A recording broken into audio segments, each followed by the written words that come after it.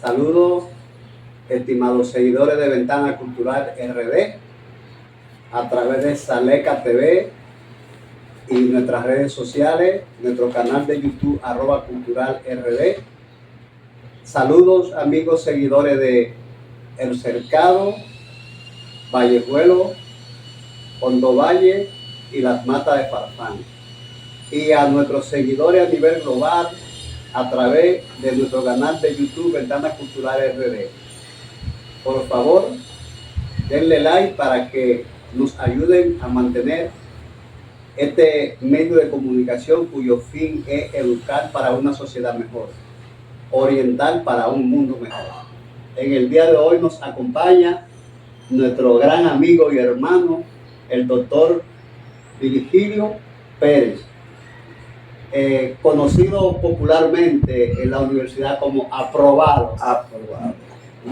Bueno, Virgilio, no sé si recuerda que el año pasado, en septiembre, específicamente el 19 de septiembre, en la terraza superior de esta hermosa casa de Gisela, había una tertulia, y justamente en esa tertulia, una de las personas que participó fue nuestro amigo Alexis Dicló, que es dueño del canal por donde se pasa este programa, Saleca TV.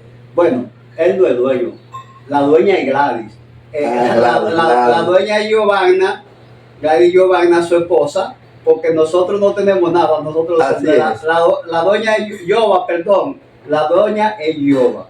Entonces, esa noche, donde compartíamos un grupo de amigos, pero resulta y viene a ser que dentro de ese grupo de amigos había un grupo de médicos, de prestigiosos médicos. Estaba tú, estaba el doctor Ferrera, estaba el doctor Peguero, y entonces dentro de la conversación dijimos, pero deberíamos hacer un programa de medicina popular. Así es. ¿Te recuerdas? Recuerdo. Porque comenzamos a hablar de los remedios que usaban en los pueblos para curarle la dolencia a uno, para quitarle los parásitos, para quitarle la gripe. Bueno, pues ha llegado el momento. No digamos que vamos a hacer hoy un programa de medicina popular, pero vamos a hacer un programa de medicina, de salud familiar, que pueda orientar a nuestros seguidores sobre de qué manera tener algunos hábitos ayuda a mantener una buena salud.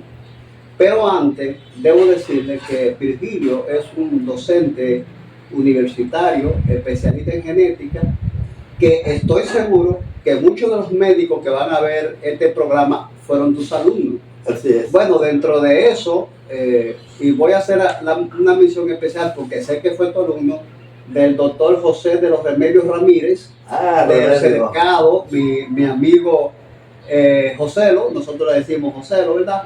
Sí. Y muchos estudiantes de esos 4 pueblos que conforman nuestra audiencia principal, de muchos estudiantes de medicina de Vallejuelo, de Hondo Valle, de El Cercado y de Las Matas de Farfán, que han hecho su carrera en la Universidad Autónoma de Santo Domingo, sé que han pasado por tus manos.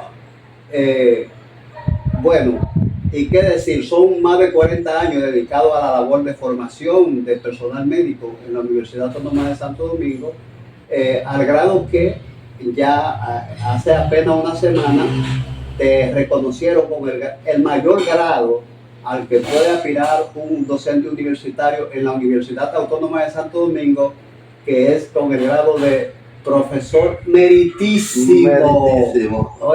Oye, ya eso es la mayor distinción que los que nos dedicamos a la docencia podemos obtener en la Universidad Autónoma de Santo Domingo.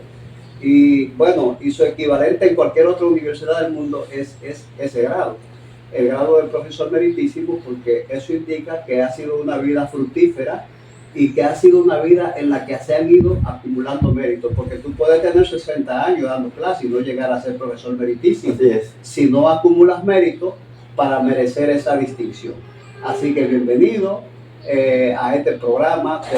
Te presento la excusa de tu hermano Alejandro Albelo, que también te había invitado muchas veces en varias ocasiones para grabar este programa, pero hoy él tiene otro compromiso con don Mario Bonetti, en una tertulia que generalmente hacen los viernes. Una tertulia filosófica. Una tertulia filosófica y vamos a decir global, científica, ¿verdad que sí?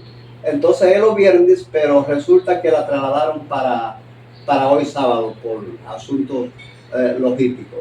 Así que bienvenido al programa y la primera pregunta que te quiero hacer es, no vamos a orientar este programa a una medicina científica, vamos a orientar el programa a una medicina familiar. Vamos a decir como si fuera una medicina del primer nivel de atención. De manera que tú puedas explicarnos, por ejemplo, cuáles son los hábitos de cuidado de salud o de higiene, por ejemplo, que debe tener una familia, desde el más pequeño hasta el mayor, para preservar una buena salud. Ante todo, darte las gracias por invitarme, que no es la primera vez que me invitan, van varias ocasiones. Francisco, para mí es un privilegio poder participar contigo en un programa de este tipo, que va en cierta manera a ayudar a crecer a nuestra población, muy depauperada por cierto, pero nuestro granito de arena esperemos que llegue muy bien. Como dice, hemos dedicado un tiempo a la formación, sobre todo de varias generaciones. 4 décadas no serían tanto, porque ya Carlos decía que 20 años no son nada, pero 40 años sí. Un poquito más que nada.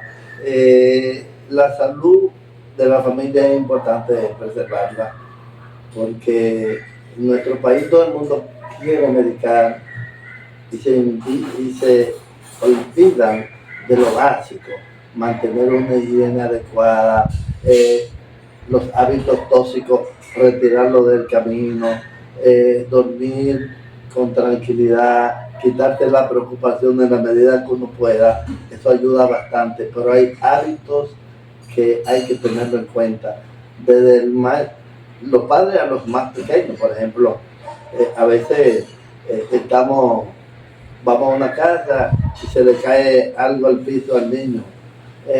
Recógelo, que lo que no mata engorda.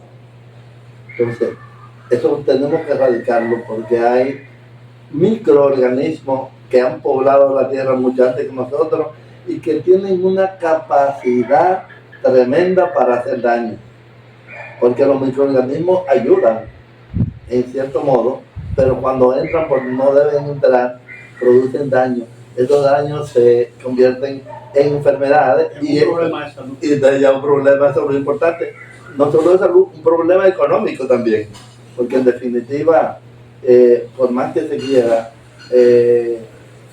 al tener una población como la que tenemos nosotros, un poquito depauperada desde el punto de vista económico, cualquier gasto que se le aproxime al que no está estipulado ya es un daño tremendo. Entonces, la higiene es fundamental. Llevar la higiene, una buena alimentación, y no me estoy refiriendo a alimentación en los estados naturales. Por ejemplo, ya nosotros hemos abandonado los hábitos de comer, por ejemplo, huevos de gallina. ¿Qué buscamos? Lo más rápido, comida elaborada artificialmente.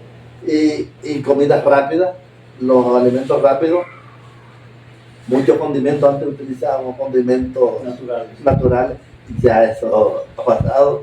Utilizamos la sopita preparada. No estamos en contra del sabor, pero hay cosas que se pueden lograr de manera natural sin tener que llegar a las cosas artificiales, que en definitiva cuando se incorporan al cuerpo hacen daño.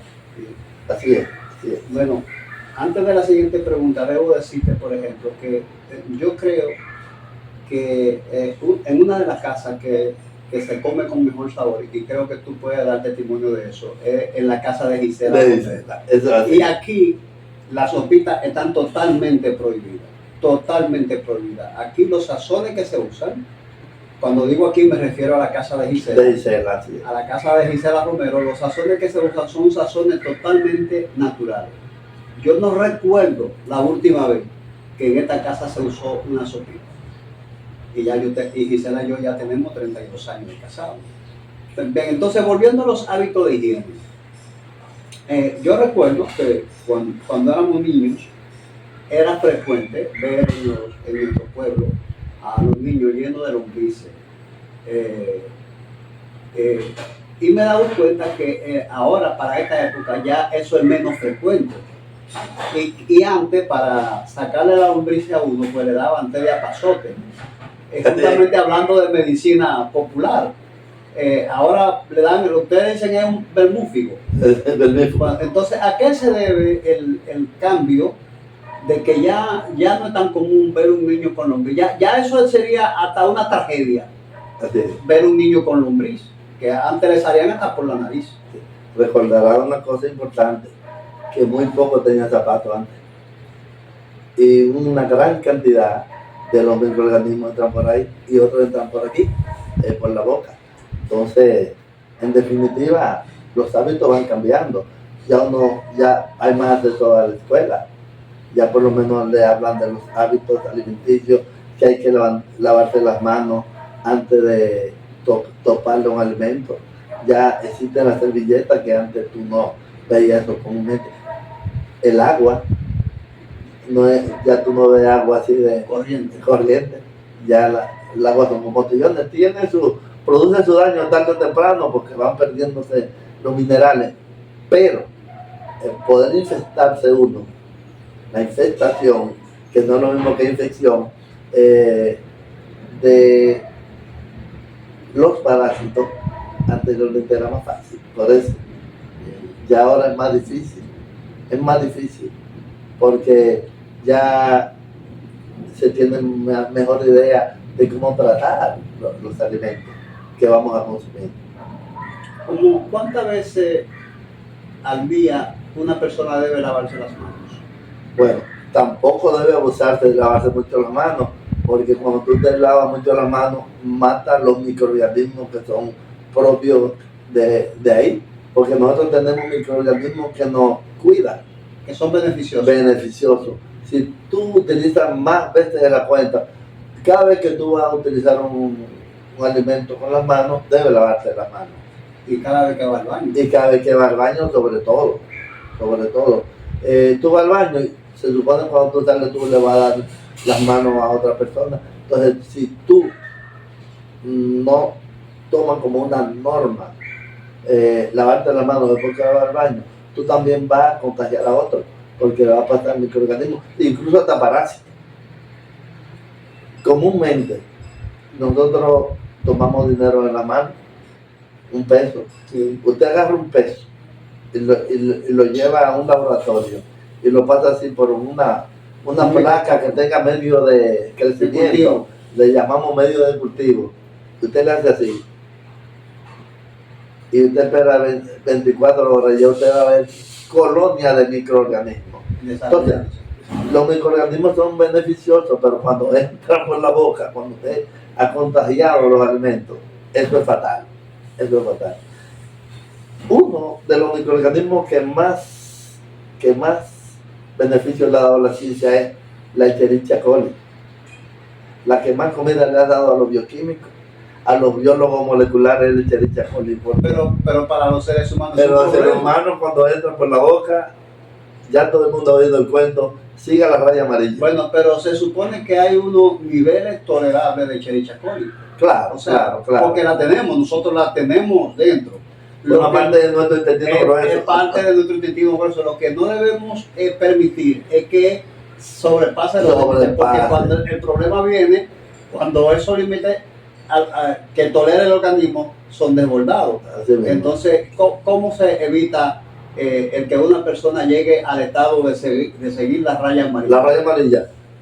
Mantener hábitos higiénicos como los que acabamos de decir ahora mismo. Cada vez que usted va al baño, se lava sus manos. Cada vez que usted está trabajando con dinero, antes de usted llevarse un alimento a la boca, debe lavarse las manos. Si usted mantiene eso, de seguro que no va a tener problemas. Bien, pero una cosa, Virgilio, y escúchame que te diga Virgilio, yo no te voy a decir doctor. No hay otra O sea, forma. ya el público sabe que tú eres doctor, que eres especialista en genética, pero tú eres mi hermano. Lo que importa es el mensaje que nosotros le Lo llevamos que a importa es el ellos. mensaje. Mira, pero yo entiendo que también, aparte de lavarse la mano, vamos a hablar de la manipulación de los alimentos. ¿Cuál es el cuidado que tenemos que tener al momento de someter a cocción los alimentos? Porque tengo entendido que un alimento que no tenga el nivel de cocción adecuada también puede convertirse en un problema. Por ejemplo, si ingerimos carne de cerdo no bien cocinada, al final podemos terminar con septicemicosis en el cerebro. Sí, ¿no? entonces, Tú eres el médico, tú me dirás cuál es el Así cuidado que debemos tener al momento de la cocción de los alimentos. Fíjate, antes de cocerlo, cuando vamos a hablar de los vegetales, gracias a Dios ya en los supermercados hay elementos que tú lo echas a por ejemplo, digamos, el tomate, La lechuga, la lechuga, el pepino. El pepino, en los campos usan mucho caramba, que cosechamos, el berro. El berro. Que cosechamos a la orilla de los ríos. Mira, esa orilla de los ríos es peligrosa porque es precisamente el berro uno de los vectores, digamos, uno de los vehículos, no vectores, uno de los vehículos donde ciertos parásitos se alojan. Entonces, si usted no lava bien esos vegetales, con esos detergentes que hay, que no hacen daño, usted limpia, usa agua adecuadamente, agua también que esté por lo menos hervida o purificada, porque si usted compra huevo que usted lo ve blanco y usted le pone la mano y usted no lo ha lavado, posiblemente ya está contaminado, los vegetales también, pero vamos propiamente a lo que me señala la carne. Se necesita un nivel de cocción importante porque la carne tú agarras y la tiene al aire libre, ahí se le suben las moscas en un ratito tiran miles de huevos y usted esos huevos los desgluten y ya usted lleva una parasitosis de aire, porque las moscas son vectores también de un paquete de parásitos importantes. Entonces también esa carne se puede podrir, pasar por un estado de dañarse y por tú no conservarle una temperatura adecuada, entonces llega a un estado peor, por más que tú le des. Hay microorganismos que también resisten, son resistentes al calor, entonces esto hay que tener mucho cuidado. La carne hay que tratar de tú no dejarla mucho tiempo y sin refrigerar, porque la refrigeración por lo menos le mantiene, ¿tú me entiendes? Hay que tratar de alimentarse lo más naturalmente posible. Comprarte tu carne, vamos a cocinarla y no guardarla, después que usted la cocina, de que un tiempo y volver a recalentar, esto da daño. Cocine la que se vaya a comer. La que vaya a comer. La otra usted la guarda, si tiene una nevera que no tiene problema, que la pueda refrigerar. Es bueno señalar con eso de la refrigeración, lo de la conservación de la cadena de frío, lo que los manejadores de la calidad llaman cadena de frío, no romper la cadena de frío. Es decir, si usted la refrigeró, no la refrigere si no la va a cocinar. Si no la va a cocinar de una vez, porque entonces la descongela y dice, bueno, ya no voy a hacer pollo, ahora voy a hacer cerdo, y guarda otra vez el pollo y ya usted rompió la cadena de frío. Vamos a decir, usted activó los microorganismos que están presentes ahí en esa carne y posiblemente esa carne va a entrar en un proceso de putrefacción sin usted darse cuenta. Y entonces cuando usted la vuelva a sacar para cocinarla, ya está cocinando una carne que está contaminada. Lo mismo que el aceite. Ya usted usa un aceite, usted no puede estar ahí que recalentando y calentando y recalentando y guardando y utilizando el mismo aceite para la semana que viene. Eso en definitiva trae problemas también. Virgilio, ha tocado un tema sensible con lo que le gustan mucho las frituras. Sí. ¿Y quién va a decir que en una fritura te compran aceite nuevo todos los días? Quizás algunas lo hacen. Yo te lo digo porque en mi casa había una fritura, mami tenía una fritura y mami el aceite que usaba, un día ya ese aceite, cuando llegaba a la casa se botaba, ya ese aceite no se usaba para la fritura del otro día, pero yo nunca escuché a nadie que haya comprado fritura donde doña Mariana salir enfermo. Pero no es lo mismo ni igual. Pero a veces cuando uno va a una fritura de esa, que tú consumes los alimentos, tú sientes que esta comida ya te queda parada. Sí. Y es porque ya es una grasa que ya perdió todas las propiedades. Entonces, en definitiva, no hay forma de cómo metabolizar esta grasa. Eso ya da daño por donde quiera que lo tienes. Bueno, pero entonces cuando yo voy a Boca Chica, y mi yaniqueque. Y como dicen, como es un día, y mi pescado al estilo Boca Chica. Hay que tratar de uno evitar estas intoxicaciones alimentarias, en definitiva. Y sobre todo los recalentados de varios días, eso da daño, porque ya hay bacterias que se han multiplicado. Es increíble. Oye, si uno tuviera la facilidad de llevar a lo que nosotros decimos, un medio de cultivo, una placa de Petri, a estos alimentos que nosotros vamos a recalentar, ahí nos damos cuenta la cantidad de bacterias que tiene. Por ejemplo, el pelo, ese pelo que está ahí, yo me lavé la cabeza antes de ayer. Yo agarro un pelo de eso, lo pongo en un medio de cultivo y la cantidad de microorganismos que hay ya en ese cabello. Pero una mano que no se lave, usted la pone en una placa de Petri y espera a mañana, 24 horas, y ya hay colonias y colonias, para que la gente tenga una idea de cómo los alimentos se pueden contaminar fácilmente. Una pregunta, Virgilio. ¿Puede, a través de la educación en salud, se puede llegar, por ejemplo, a disminuir algunos tipos de enfermedades como la hipertensión, la diabetes? Bueno, para el caso de la diabetes y la hipertensión, que son enfermedades genéticas, pero tienen un componente que le decimos multifactorial. O sea, tienen una parte genética y una parte ambiental. Hay factores que predisponen, que eso tú lo heredas y eso exacto, de tus progenitores, pero hay factores ambientales que te pueden desencadenar, te pueden empujar el desarrollo de la enfermedad.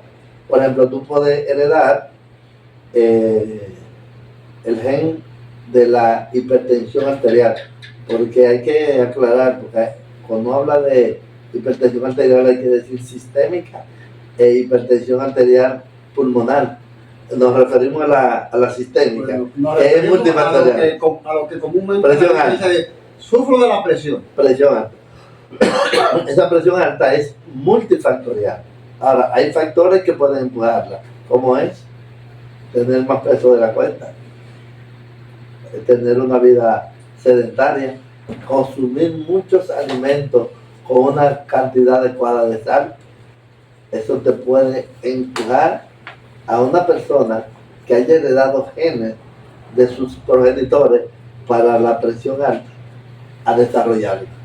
Igualmente la diabetes. La diabetes también multifactorial.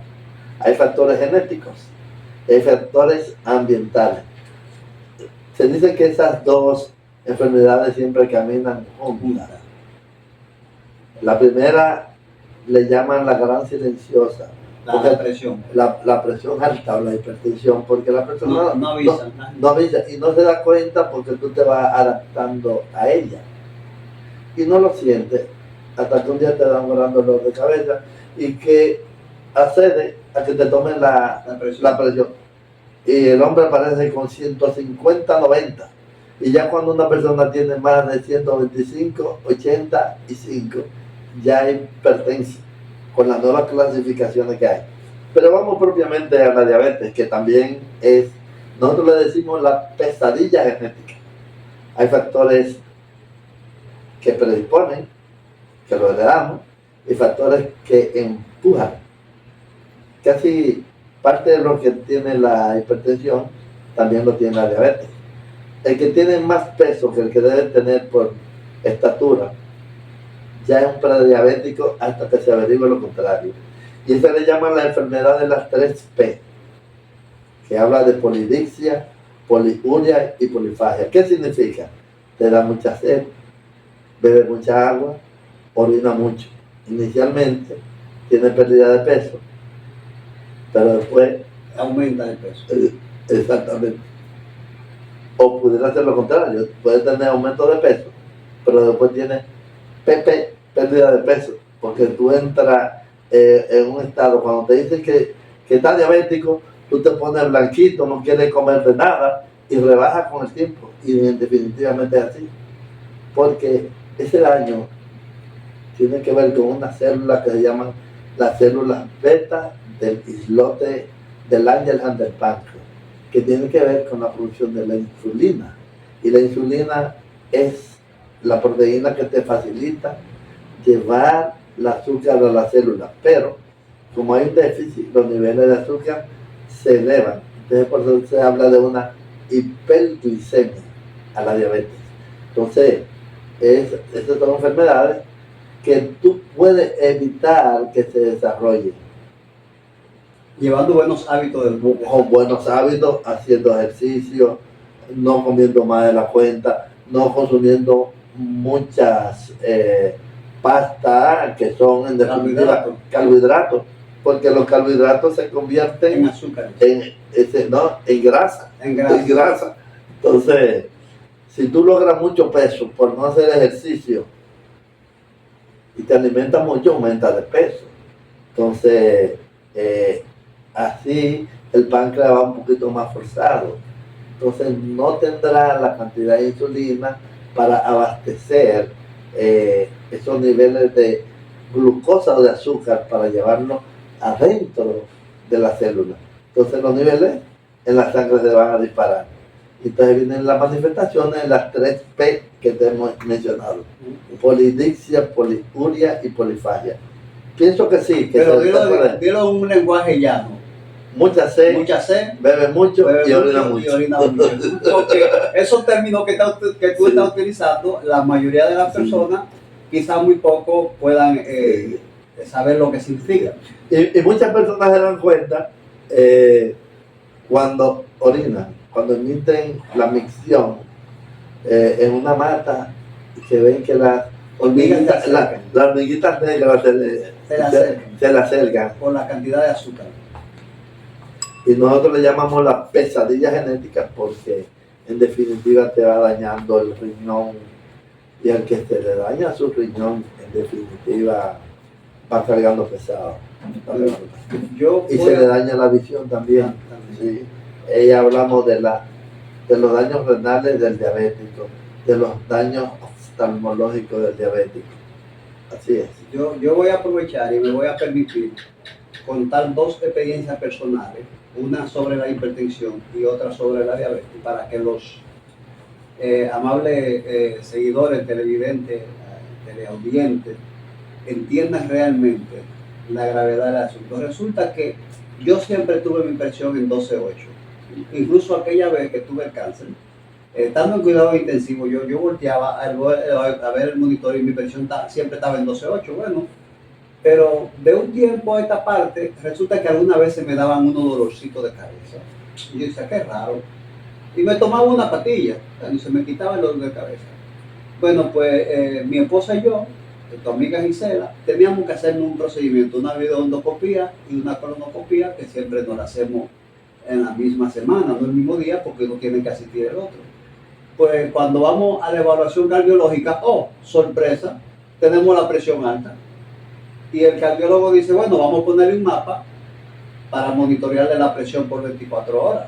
Porque como ustedes se van a hacer un procedimiento, no puedo autorizarlo hasta no estar seguro que su presión está regular. Pues resulta que viene a ser que los dos salimos hipertensos. Y a mí siempre me decían, tú nunca vas a sufrir de la presión. Oh, y cuando al otro día vamos quitando el mapa que nos dice el cardiólogo, ustedes los dos son hipertensos, tenemos que medicarlo de por vida. ¿Y cómo va a ser, doctor? Va a decir. Y como tú dices, silenciosamente yo me sentía bien. Bueno, uno que otro día me daba un dolorcito de cabeza, pero te juro que después de que me estoy medicando a mí jamás me ha vuelto dolor de cabeza. Jamás. Yo no he vuelto a tener ningún tipo de problema. Pero como tú dices, yo tengo el factor predisponente porque mi padre era hipertenso y mi mamá es hipertensa. O sea, ahí tengo el factor hereditario. No sé de qué manera el factor ambiental yo no lo manejé bien y pues me empujó a eso. Pues la otra experiencia era cuando me estaban dando el tratamiento de quimio. Gisela una vez le dice a la doctora, ay doctora, y entonces la doctora dice, no, ya tranquila, que lo debe tratar, y si fuera una diabetes. Y entonces ahí fue que Gisela y yo entendimos la gravedad de ser diabético. Y Gisela, ¿y cómo vas a estar? Y ella dice, pero una diabetes no tratable es peor que un cáncer que se pueda curar. Así mismo. Porque una diabetes le va a ir dañando los órganos aéreos y al final no va a haber manera de que podamos salvarle la vida. O sea que, como tú dices, ¿cómo que le dicen la pesadilla genética?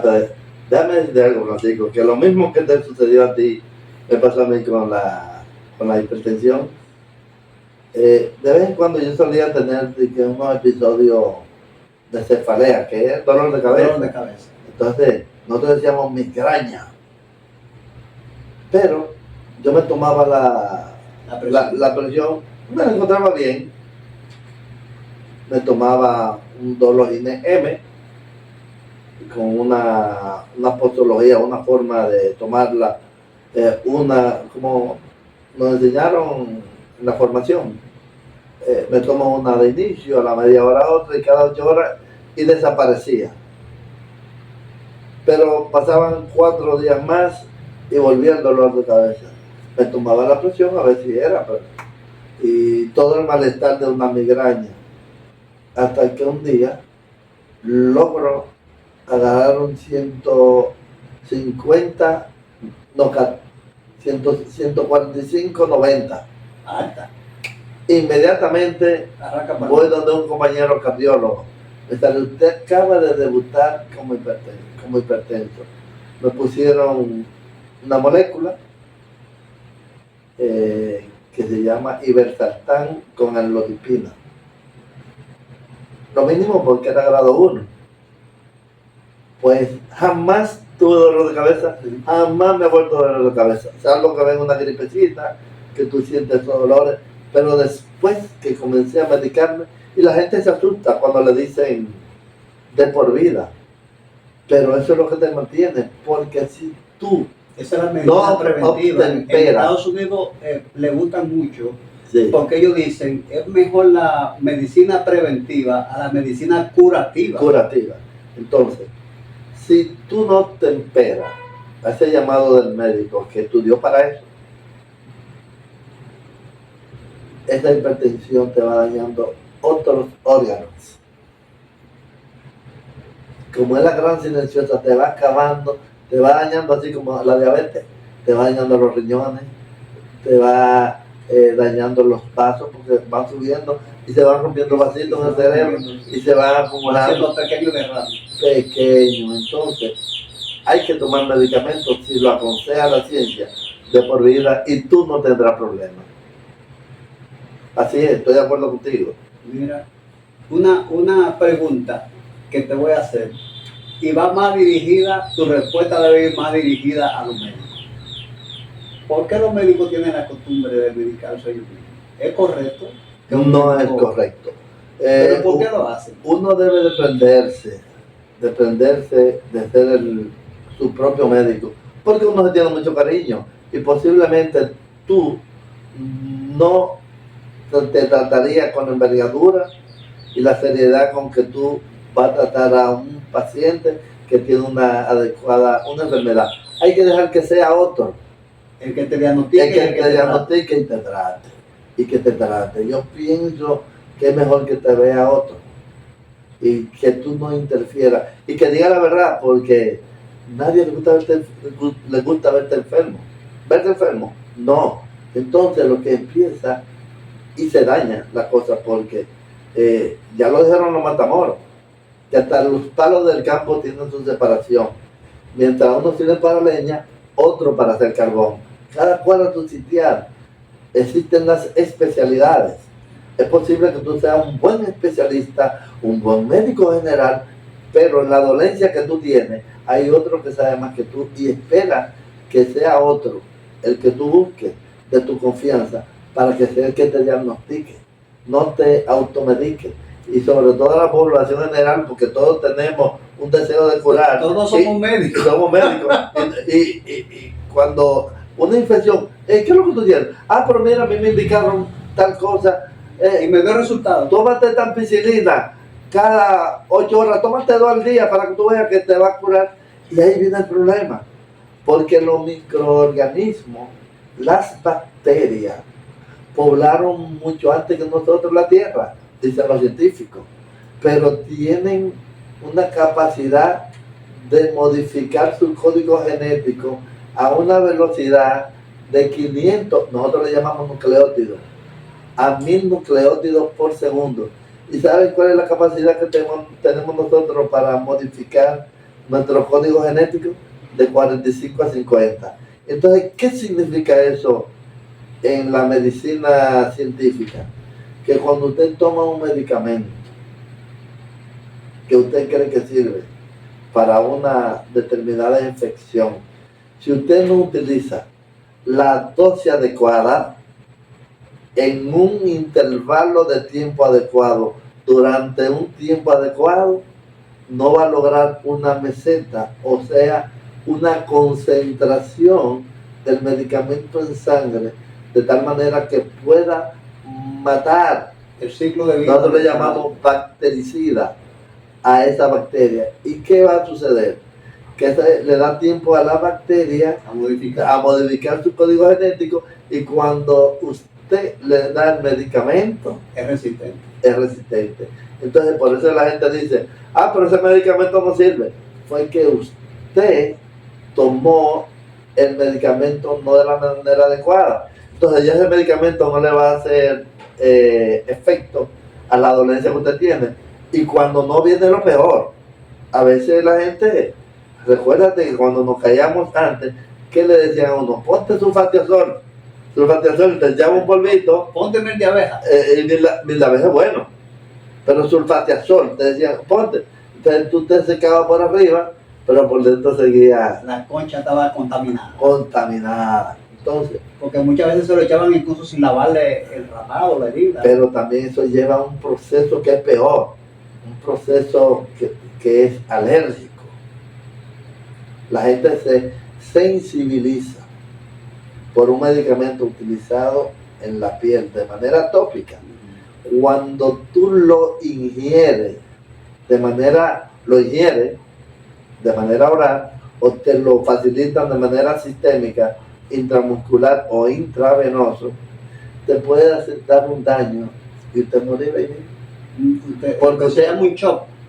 Un shock anafiláctico. O sea, usted está, como nosotros decimos en el argot científico, está sensibilizado porque utilizó de manera inadecuada una cosa que no se podía usar por la piel, y ya usted puede tener un shock que no solo le va a dar una urticaria, o sea, roncha, sino que le puede provocar un paro respiratorio y también una inflamación de tal manera que usted no puede respirar y muere. Que se le tranque la tráquea. Así mismo. A propósito de que los médicos no sean sus propios médicos, también en el derecho, salvo algunas excepciones, no se aconseja que un abogado sea su propio defensor.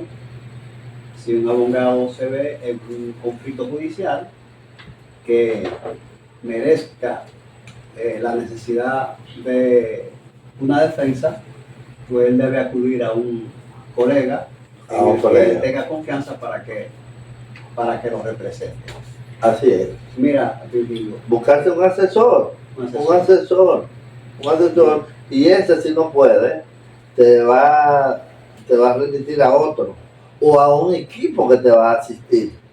Uno no puede ser, puede ir para, como dice. Mira, vamos a entrar Y voy a iniciar por lo que nosotros hacíamos cuando nuestros hijos estaban pequeños.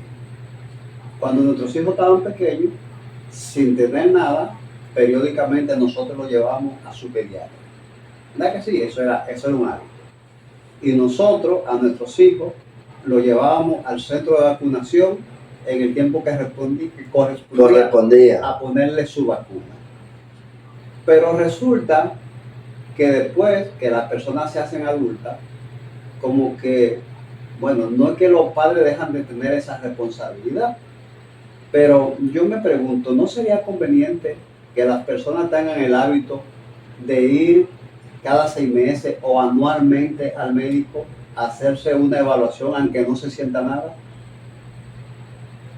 Yo veo que en los países donde se hace medicina familiar, por ejemplo, en Estados Unidos, en España, incluso a las personas cuando le tocan su chequeo le llaman del centro. Sí. Tiene cita tal día con su médico de familia, ¿no? su médico de cabecera. Claro. ¿No sería conveniente si queremos avanzar hacia un estado de salud de bienestar, de mayor salud, que las personas, nosotros, por ejemplo, ya a mí me han obligado a hacerlo cada año, y confieso que yo no lo hacía, pero ya Gisela se encarga al inicio de cada año de hacer cita con los distintos especialistas. El que yo nunca he dejado de ver después del cáncer es a Freddy, que siempre voy cada año a hacerme mi chequeo, pero ya Gisela hace la cita con el cardiólogo, hace la cita con el endocrinólogo, hace la cita con el gastro, y nos hacemos entonces anualmente una evaluación y una serie de analíticas que nos permite saber a inicio del año cuál es nuestro estado de salud. Pues si se presenta cualquier imprevisto, pues ya uno tomaría la medida. ¿Cuál es tu opinión al respecto? Cierto es. Recuerda que dicen que el dominicano compra candado después que le roban. Los hábitos hay que mantenerlos. ¿Qué le pasa a un vehículo cuando no se le da mantenimiento? No se le da lo que dicen en inglés el tune-up, que tú le cambias bujía, antes condensador y platino, sí, ya son electrónicos. Ya eso es electrónico. Cada cierto kilometraje tú tienes que cambiar esos elementos, o sea, darle un mantenimiento. El cuerpo humano tiene un corazón que 24/7 está bombeando, tiene unos riñones que eternamente están funcionando, tiene unos intestinos que el que no va al baño durante un tiempo adecuado de una vez tiene problemas. Entonces, lo correcto es ir adecuadamente donde su médico primario, hacerse cada 6 meses. Si usted no se siente nada, cada 6 meses, y como nosotros decimos, SOS, cuando usted sienta algo, una emergencia. Pero cada 6 meses usted tiene que hacerse un hemograma, una orina, un coproico, una glicemia, las cosas habituales y normales, porque de ahí pueden partir. En un hemograma yo puedo ver muchas cosas. Si tengo, en primer lugar, la defensa baja, si yo veo que los glóbulos blancos están bajitos, digo, hay una leucopenia, una alerta. Ya una alerta. Pero si está muy alto, digo, también hay que buscar dónde está la infección. Igualmente con la orina. Yo veo cómo está la densidad, veo cómo están los glóbulos blancos, si hay glóbulos rojos. Yo lo puedo verificar en la orina antes de que el paciente sienta. Pero también en la orina tú puedes ver cómo que lo que mandan a hacer para detectar los niveles, el PSA. Ahí en la orina. No, ese es en sangre. En sangre. Porque esos son análisis que se hacen. La creatinina, que se puede la urea y la creatinina. ¿Cuál es la importancia de la urea y la creatinina? Bueno, tú sabes que la función renal se mide por los niveles de urea y creatinina que usted tiene. Entonces, en 24 horas usted ve si los niveles, por ejemplo, de creatinina suben por encima de 1.25, ya usted es un hombre que los riñones no están funcionando. No están funcionando bien. Si ustedes le van a hacer un estudio donde van a utilizar medios de contraste, ya hasta que usted no baje eso, no se lo hacen, porque saben que usted no está depurando la orina bien en 24 horas, su riñón no está funcionando bien. Entonces, la alerta se pone Cuando usted habitualmente va y le detectan algo, antes que usted tenga la manifestación, te pueden remitir donde el especialista. Mire, hay que chequear esto porque tu función renal tiene que beber más líquido, no está bebiendo líquido. Mira, esos glóbulos rojos tiene demasiado. O están bajitos o tiene anemia o tiene una policitemia y tú no vives a grandes alturas. Porque si es una persona que vive en la montaña, tiene más glóbulos rojos. Más glóbulos rojos porque para poder transportar mejor el oxígeno. Porque la presión parcial de oxígeno baja, entonces es un mecanismo compensatorio. El organismo, la médula ósea, te va a producir más glóbulos rojos. Ustedes pueden tener más ahí. Ahora, si el paciente también está deshidratado, tú le haces un hemograma y sus niveles van a estar. Entonces hay que ver en condiciones normales, en condiciones basales. Usted se hace los análisis. Por ejemplo, mañana usted tiene que durar por lo menos 8 horas sin ingerir grandes cantidades de pasta, azúcar, y para que vaya en condiciones, como decimos nosotros, basales, en condiciones normales, para que cuando te vaya, eso los resultados reflejen lo que es la realidad. Así es. Pero en cada 6 meses que hay que darse ese turno, ese mantenimiento para evitar llegar a lo peor, para no llegar al restaurante de los dominicanos, que ponemos candado después que nos roban. Antes de entrar ahora, Virgilio, porque quiero entrar un poquito a la parte académica, porque este programa también tiene un poco de, vamos a decir, que sirva de orientación a los estudiantes de secundaria, universitarios. Pero antes de entrar ahí, si tú tuvieras que dar unos consejos generales de salud, si tú estuvieras dando una charla de salud general a un determinado público, ¿cuáles serían los consejos que tú le darías? Bueno, tú sabes que la salud es el equilibrio biológico, psicológico y emocional de una persona. Para uno decir que una persona está sana, debe sentirse en un ambiente adecuado, no sentirse con ningún tipo de dolencia, pero también tener una actitud y una actitud con C y con P para la vida, abierto.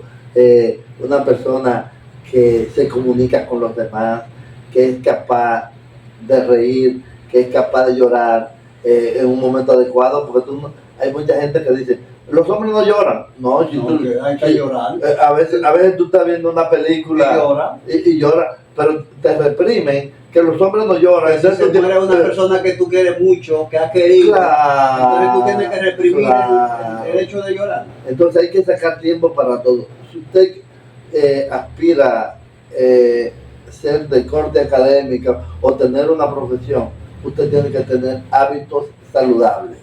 Primero, dormir una cantidad de horas adecuada, alimentarse adecuadamente sin muchos excesos, pero también tener amistades, practicar deporte, porque no solo es estudio, hay que tener un poco de todo, divertirse, ir al cine. También. Claro, sonreír en un momento con amigos. El que no tiene amistad termina enfermo siempre, porque tú sabes lo emocionante cuando uno se encuentra con un amigo y empieza a contar anécdotas del pasado. Esa risa que llega en ese momento, eso es saludable. Que la risa cura el alma. Eso es así. Yo creo que hay que soñar, hay que aspirar, pero hay que enfocarse en lo que uno quiere y trabajar por lo que uno quiere para uno llegar. Porque el que no sueña, mire, difícilmente se enfoca. Hay que soñar, enfocarse para uno llegar allá. Okay. Bueno, ahora vamos a entrar a la parte académica. Aquí tienes tú dos ejemplos. En el caso del papá de Gisela, él quería que ella estudiara medicina. Gisela estudió psicología. En el caso mío, cuando yo me gradúo de ingeniero agrónomo, que llego a mi casa recién graduado, mi papá, el sargento Suazo, Me dice, caramba, yo que quería que usted estudiara medicina. Entonces yo le digo, ¿por qué no me lo dijo? No, porque uno no puede imponerle a los hijos lo que ellos quieren estudiar. Pero para mi papá, parece que hubiese sido de gran satisfacción si yo hubiese estudiado medicina. Y es lógico que la medicina, yo creo que tiene principalía dentro de lo que son las carreras tradicionales. Y en cada pueblo nuestro, pues a cada padre le gustaría tener un hijo que sea médico. Pero tú que eres médico y yo que tengo una hija que es médico, que es doctora, sabemos, y con esto no queremos desincentivar a los jóvenes que quieran estudiar medicina, pero sí queremos dejarles claro que en la medicina yo creo que es una de las carreras que se deben estudiar sintiendo una verdadera vocación por ella, porque es una carrera que significa mucho sacrificio. Si tú tuvieras, bueno, tú no eres orientador, pero si te lleváramos a un liceo para que tú, o a un colegio privado, donde tú vas a conversar con estudiantes de último año de bachillerato, para contarle de tu experiencia en tu proceso de formación de médico y cuáles fueron los motivos que te llevaron a seleccionar esa carrera. ¿Qué sería lo que tú le dirías? Bueno, deja decirte que por buena suerte mi padre era médico. Sí, tú ves eso me faltó decir. Vengo de una familia que el padre era médico. Muchas veces también se selecciona por tradición familiar. Por tradición. Pero a mí no fue por tradición, porque mi primer hermano, muy inteligente, por cierto, el más inteligente de mi casa, estudió ingeniería civil. Y yo sé que él se daba muy buen médico, pero le gustaban demasiado las matemáticas. Estudió una de las carreras clásicas. Sí, a tal punto que todos los ejercicios del álgebra de Baldor, él lo realizó. Todos. Yo no, yo hacía 3 ejercicios de cada cosa. 3, lo suficiente. Lo suficiente. Pero él no. El libro de álgebra, después buscó otro libro más y también hizo todos los ejercicios. Tengo la suerte también de que mi madre era maestra y mi padre también. Y tu padre. Y mi padre era médico también. Además de maestra. Era maestro, o sea, además de médico. La pasión por la enseñanza viene heredada de los dos. Sí. De los dos. Como bien decía, es una profesión muy bonita que hay que enamorarse de ella para... ¿Qué me inspiró a mí? A mí lo que me llamó la atención para la medicina fue Mendel. La genética. Los experimentos de Mendel. Déjame decirte que a mí, bueno, cuando yo me estaba formando como ingeniero agrónomo, creo que la asignatura sin duda que más me fascinó fue la genética. La fitogenética. No, la genética agrícola. La fitogenética. No, la fitogenética se trata de las enfermedades de la planta. Sí. Y la genética agrícola ya se trata de los cruces, el mejoramiento sí, claro, de la variedad y todo eso. Y de hecho, una de las clases que yo más disfrutaba cuando daba clase en Ucamaima de biología era en la parte que tenía que ver con la genética, en biología, en el programa de biología, yo me disfrutaba esa clase. Es eso es una chulería. Sí. Los cruces. Escúchame que te interrumpí. Tú estabas explicando los motivos que te llevaron. Motivos. Entonces, pero así, lo que me llamó fue Mendel. En ciertos cursos, yo me sabía esas leyes de Mendel así. Entonces mi padre era médico, nosotros siempre lo acompañábamos cuando era cirujano. Y siempre estábamos chequeando. En aquellos tiempos. Donde había muy pocos médicos especialistas. Muy pocos médicos especialistas. Mi padre trabajaba en los 2 hospitales, el de salud pública y el seguro. En Barahona. Y tenía una clínica allá también en Barahona. Entonces, nosotros íbamos y siempre estábamos mirando por una rejita cómo operaba. Entonces, a mí me salió, yo quiero ser médico. No fue mi padre que me dijo que... No te indujo. Porque incluso cuando hice el bachillerato, lo hice en ciencias físicas y matemáticas. Cuando voy al colegio universitario, las mejores notas que había en matemáticas y en matemáticas. Bueno, cuando pasa el tiempo, los profesores nos daban en el colegio universitario, cuando me tocó en matemáticas, yo trataba de imitar al profesor de matemáticas que tenía. los numeritos igualitos como lo hacía el profesor. Nos daban un examen en el papel El ministro. papel ministro de 4 páginas. Y ¿sabes lo que hacía el profesor? Enseñaba mi examen. Este es un examen. Bueno, pasa el tiempo, voy a la capital, porque hice el colegio universitario en Barahona, e incluso nos reconocieron como los buenos estudiantes, incluso no pagué el próximo semestre y así. Entro a medicina, pues a poco tiempo, no pasaron 6 años, yo en el transcurso me hacen auxiliar docente. Monitor. ¿Pero de qué? De genética, de las leyes de Mendel. Pues cuando nosotros vamos a aspirar a ser auxiliar docente, éramos 18 personas que aspirábamos 3 plazas. A 18 para 3 plazas. 3 plazas. Pues allá nos dan un programa y nos dan un cuaderno. Al llenar preguntas duramos como 4 horas. Yo me sabía ese librito de genética, había unos folletos, yo tenía 2 libros de genética, porque aunque los libros eran un poquito caros, eran baratos, porque nosotros en Ciencia de la Salud teníamos la OPS. La Oficina Panamericana de la Salud. Sí, en la OPS apoyaba a Ciencia de la Salud y los libros eran más baratos. Un libro, por ejemplo, libro de Rubiel, tú lo conseguías los 3 volúmenes como en 25 pesos. El libro de bioquímica de Harold Halper era muchísimo. Bioquímica de Harold Halper costaba 11 y pico. El libro de Laguna, 5, el de embriología, 3, pero no todo el mundo tenía. Un médico ganaba era 300 pesos. Entonces tenía que mandar a los hijos para la capital, pagar pensión, transporte. Ya tú puedes, había que tener ciertos monumentos, ganado mensual para tú derivar, para tú mantener a un hijo estudiante. Bueno, el hecho es que nos involucramos en la docencia y en 6 o 7 años logramos llegar a ser ayudante, después de ser monitor y profesor de una vez.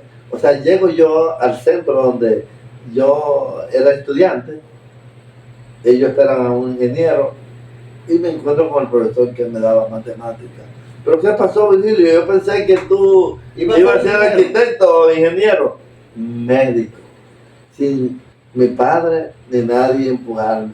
Es un asunto de pasión, pero ahí caemos. Esa es una profesión demasiado sacrificada. El que estudia por amor, por pasión, casi no quiere percibir ingresos por eso.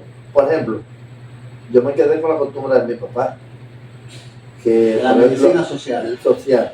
Yo no le cobro a ningún vecino de mi casa y lo veo con el gusto como si me estuvieran pagando 3.500 para yo ver un médico que me derive un especialista para el área de genética.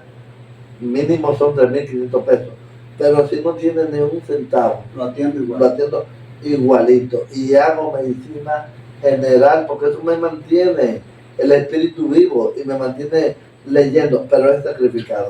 Ya en esta época que vivimos, una época de que no tiene, no vale, pero hay una cosa que es muy importante, que son los valores que tú logras, que tú heredas de tus familiares.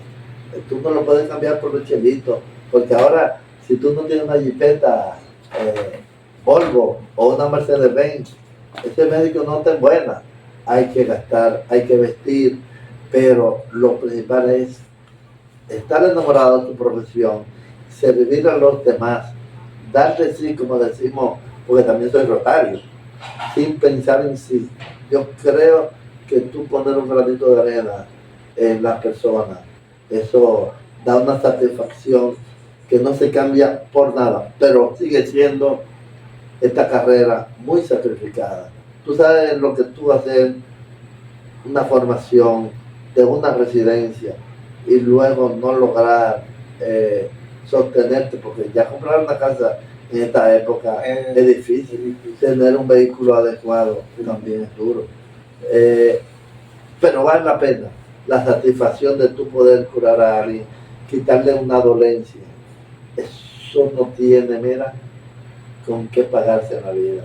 Eso le da tanta satisfacción que uno duerme con esa tranquilidad que eso es inconmensurable. Bueno, Gracias. tú sabes que en televisión el tiempo es un dictador, Eso es así. pero vamos a pasar por alto tu paso por los hospitales, pero yo quiero, es difícil para una persona hablar de sí mismo, pero yo quiero que tú en 2 o 3 minutos puedas contarle a nuestros, y lo quiero porque es justamente, quiero que sientan el estímulo de lo que significa el esfuerzo en una vida profesional. Tu satisfacción en 2 momentos. Al momento de hacerte titular en la universidad y al momento, yo tuve la suerte de acompañarte la semana pasada para recibir tu reconocimiento como profesor meritísimo. ¿Qué se siente? No al final de una vida profesional, porque todavía tu vida profesional no ha terminado, pero ¿qué se siente ya cuando uno comienza a cosechar esos logros profesionales después de toda una vida dedicada al ejercicio profesional y a la formación, yo digo, de lo que sería el relevo generacional? Eso es así. Yo creo que hay que trabajar y predicar con el ejemplo. Yo aprendí los valores de mis padres. Como yo tuve la suerte de llegar a una escuela sabiendo leer y escribir. La primera vez que yo fui a un colegio... ¿Tú fuiste alfabetizado? Alfabetizado, porque mi madre era maestra normal de primera enseñanza. A los 16 años yo estaba caminando para la universidad. Y tuve la suerte que estando en un curso, recuerdo que era como 7º, que me llevaron a dar clase a 8º. Era como 6º y me llevaron a 8º, porque parece que había unos muchachos y para que le dieran un poquito de vergüenza, te llevaron a ti, que estaban más atrasados que ellos. Y me desenvolvía mucho mejor que ellos. Sí. Entonces, eso como que fue calando en mí, pero yo puedo, vale la pena, hay que estudiar porque el que vale puede servir para alguien. Mi padre fue el único que estudió en su familia, fue el primer profesional de sus hermanos, que fue el más pequeño. Tal vez tuvo el apoyo de ellos. Sí. Bueno, la vida de la enseñanza es bonita, y en la época que nosotros estudiamos en la universidad, cuando tú no tenías un padrino, este hijo de fulano de tal, vamos, no, atento al mérito, a la meritocracia, que es lo que debe valer en todo momento. Claro, si viene una pequeña palanca, eso tampoco, porque si la persona, si tú tienes un coach que te puede captar, eso es una ayuda importante, tú no puedes prescindir de ella. Pero en la universidad, que tú comienzas comencé yo como monitor, que el coordinador de la cátedra vio actitud en mí para seguir escalando, que pasamos a un nivel superior ahí, que era de ayudante de profesor, y al año, profesor, mire, al año de monitor pasé a ayudante, y al año de ayudante a profesor. Por eso fui tempranamente de nuevo a Barahona, siendo ya profesor. Entonces, en la universidad es una vida muy sacrificada, porque en Barahona ya comienzo a ser profesor, pero había una línea general en la universidad que tú podías ser profesor en un centro universitario, pero para ser profesor en la sede, tenía que viajar mucho. Siendo profesor ya tenía que concursar de nuevo para poder tener la suerte de que te den docencia o tener cátedra en la sede. Pero nosotros rompimos con eso porque comenzamos primero en la sede y yo no vivía en el centro universitario, sino que yo viajaba, pero yo tuve profesores amigos que tuvieron que concursar de nuevo para tener cátedra en la sede, porque hubo un tiempo, por los 80, ustedes no disfrutaron de eso, o no pasaron No pasamos por eso, por ese porque- mal gusto, porque eso no se disfruta, es un abuso. Yo concursé por el centro de Barahona y después me dieron clase en la sede. En la sede, sí, porque es lo correcto, porque es una universidad. Pero antes, tú pasabas, por ejemplo, cuando estaba como profesor provisional, PP1, PP2, PP3, PP4, PP5, PP6, PP7, y cuando tú llegabas a PP8, era que te evaluaban, Para promover. para tú pasar a profesor adscrito, que es cuando ya tú vale la pena. Entra ya a la carrera. a la carrera académica, que ya los aspirantes a rectores, aspirantes a decanos, te toman en cuenta, porque tú eres Ya tu voto. provisional, no te hacen caso. Bueno, luego de 4 a 6 semestres, te van evaluando, si tienes buen desempeño, pasa a profesor adjunto, pero debe tener un averaje de aproximadamente un 80%. Cuando tú vas de adjunto para titular, que tiene que haber pasado otro tiempo, tú tienes que sacar 90. O sea, Mientras más alto tú vas, más entonces, la calificación son más el nivel más alto que tú logras en una cátedra es ser profesor titular. Entonces, pasa el tiempo, si han transcurrido 10 años que tú has tenido una vida ejemplar, ya por menos que tú tires, ya tú tienes casi 30 años en la universidad. Después de ser titular, tienes que esperar 10 años, tienes que tener producción, debes tener maestría, quizá doctorado, haber trabajado en los programas, haber escrito por lo menos varios artículos, publicado libros.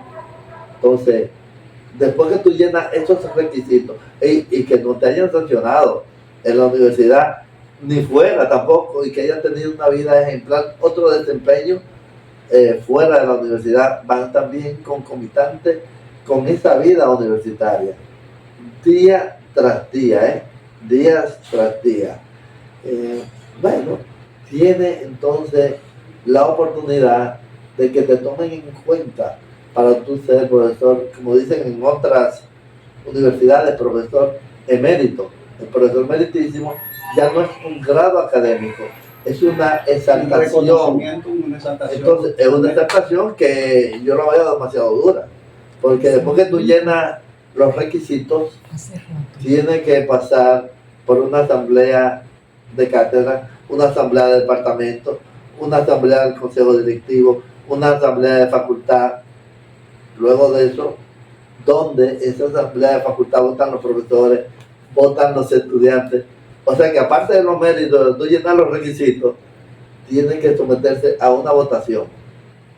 O sea, y lo que tú logras es el privilegio de la exaltación, porque no hay ningún emolumento económico más que la satisfacción, el gozo que tuve yo la semana pasada, que por demás fue doble, porque me dieron la oportunidad de agradecer en nombre de las 12 personas. Yo tuve que esperar 19 años después de ser titular para ser exaltado.